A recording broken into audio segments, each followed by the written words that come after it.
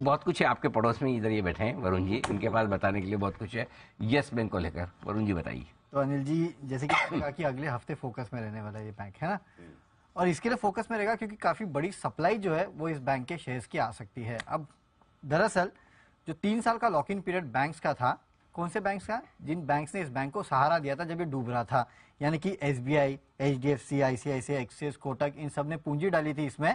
और उसका जो 3 साल का लॉक इन पीरियड है वो दरअसल 13 मार्च को खत्म हो रहा है, यानी कि सोमवार को खत्म हो रहा है। इन्होंने जब 2020 के आसपास जब इसमें पूंजी डाली थी तब आरबीआई ने कहा था कि आप इस कंपनी में 3 साल तक अपना हिस्सा बेच नहीं सकते। एसबीआई को कहा गया था कि आप अपना हिस्सा जो है 26% के नीचे नहीं ला सकते, और बाकी जो निजी बैंक थे उनको कहा गया था कि आप अपना हिस्सा जो है वो 75% के नीचे नहीं ला सकते। इसके लिए लॉक इन पीरियड था। बाकी बैंक्स को 13 मार्च को अलॉट किए गए थे शेयर्स, एसबीआई को 14 मार्च को अलॉट किए गए थे शेयर्स, और उसका लॉक इन जो है अब खत्म होने वाला है। अब ये लॉक इन जब खत्म होगा तो भारी भरकम शेयर जो है बिकने के लिए मार्केट में आ सकते हैं।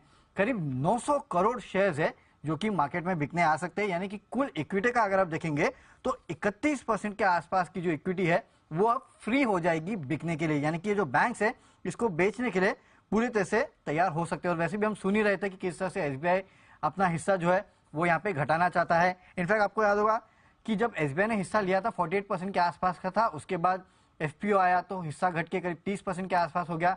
फिर कार्लाइल और एडवेंट को जो इन्होंने पूंजी जुटाने के लिए शेयर्स अलॉट किए थे, उसके चलते एसबीआई का हिस्सा घट के 26.1% पे आया था। जो वारंट्स अलॉट किए गए थे वो भी अब कन्वर्ट होंगे, तो एसबीआई का हिस्सा वैसे ही 24% के आसपास आ जाएगा। और अगर यहाँ पे एसबीआई और शेयर्स बेचता है तो हिस्सेदारी जो है वो और घट सकती है। और 26% का कैप सिर्फ 3 साल के लिए था, इसके नीचे एसबीआई चाहिए तो 0 पे भी लेके जा सकता है, बाकी बैंक्स भी चाहे तो 0 पे भी लेके जा सकते हैं। इसके लिए 900 करोड़ की सेलिंग, 900 करोड़ शेयर्स की सेलिंग कह रहा हूं मैं, कभी भी 900 करोड़ शेयर और 16 रुपए का भाव है, तो यानी कि करीबन करीब 15,000 करोड़ की सेलिंग, 15,000 करोड़ तलवार लटकती रहेगी। 15,000 करोड़ की सेलिंग कभी भी आ सकती है, और जीरो भी कर सकते चाहे तो।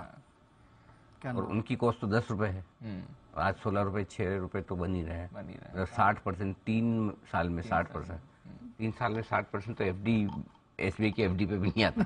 आराम से बीट कर अब ये रखते हैं आप बेचते हैं, ये देखने वाली चीज होगी। Let's see. तो बड़ा इंटरेस्ट, सप्लाई खुल गया, सप्लाई खुल गया। हाँ, नल में से कभी भी पानी आ सकता है। तैयारी रखिए, बाढ़ आ सकती है जी। यस बैंक पे जरा राय ली जाए। पहले तो आप अपनी स्वेच्छा से बताए यस बैंक पर कौन राय देना चाहते हैं, और अगर आपने स्वेच्छा से नहीं बताए तो मैं तो किसी न किसी को कहूंगा ही बोलने के लिए, वो तो फिर मुझे बोलना ही पड़ेगा। और जिसका मुझे लगेगा कि जिसका मन सबसे कम है जवाब देने का, मैं उसी को बोलूंगा। तो आप में से कोई यस बैंक पर राय देना चाहता है?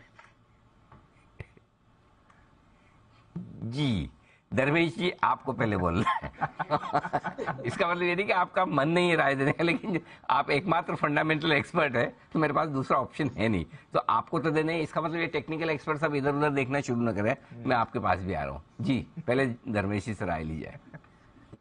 बिल्कुल अली जी, देखिए यस बैंक का यहाँ तक बिजनेस फंडामेंटल्स है वो तो काफी इंप्रूव हो गया। अब एनपीए जो प्रॉब्लम था वो भी ओवरहैंग खत्म हो गया है, स्लिपेजेस घटते आ रहे हैं, तो फंडामेंटली रिटेल बिजनेस इनका काफी बड़ा ग्रो कर रहा है। और जो इंटरनल चेक से ये भी पता चलता है कि वहाँ फोकस काफी स्ट्रांग इनका रिटेल बिजनेस को ग्रो करने के, डिपॉजिट बेस बढ़ रखा है, एडवांसेस में वापस से ग्रोथ आ गई है।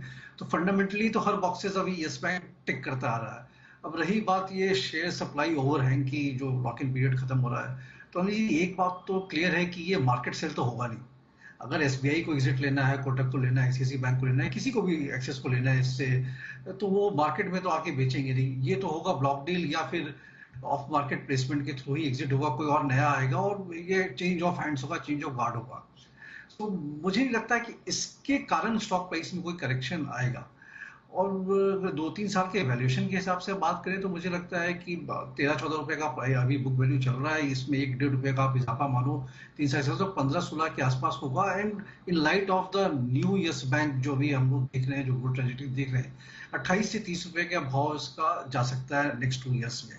सो फंडामेंटली तो मुझे नहीं लगता है कि अभी हरी में कोई ये लोग एग्जिट लेंगे, और लेते भी तो ऑफ मार्केट लेंगे तो उससे मार्केट को ज्यादा चाहिए नहीं, और जो सामने से नाम आएगा वो बढ़िया है, पावरफुल नेम ही आएगा इसको लेने के लिए। सो मौजूदा भाव पे ये 16.5 पर वापस गिरा, बीच में 21-22 का हो रखा था, तो बाई करने की सलाह रहेगी। और 2 साल का अगर नजरिया हो तो 28 से 30 रुपए का टारगेट भी आप इसको होल्ड कर सकते हैं। 2 साल के व्यू से खरीदे, अगर आपको गिरावट आती दिखे